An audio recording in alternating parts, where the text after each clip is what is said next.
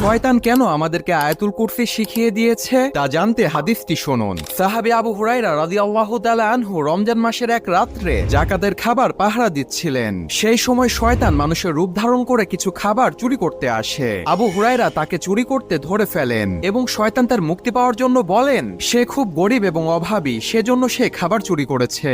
আবু হুরায়রা তার কষ্ট দেখে তাকে ছেড়ে দিলেন। দ্বিতীয় দিনে ঠিক একই ঘটনা ঘটে এবং শয়তান আবারও মুক্তি চায়। সেই রাত্রেও তাকে ছেড়ে দেওয়া হয়। তৃতীয় দিনে শয়তান আবারও চুরি করতে আসে, কিন্তু আবু হুরায়রা তাকে ধরে আর ছাড়লেন না। তখন শয়তান তার নিজের জীবন বাঁচানোর জন্য বলল, তুমি আমাকে ছেড়ে দাও, আমি এর বিনিময়ে তোমাকে এমন একটি জিনিস শিখিয়ে দিব যা করলে তোমাকে আল্লাহ তাআলা শয়তান থেকে রক্ষা করবে। এই বলে তখন সে শয়তান আয়াতুল কুরসি শিখিয়ে দিলেন। এই ঘটনা সাহাবী আবু হুরায়রা রাসূল সাল্লাল্লাহু আলাইহি ওয়াসাল্লামের কাছে বর্ণনা করলেন। তখন রাসূল বললেন, সে শয়তান তোমাকে সত্য বলেছে।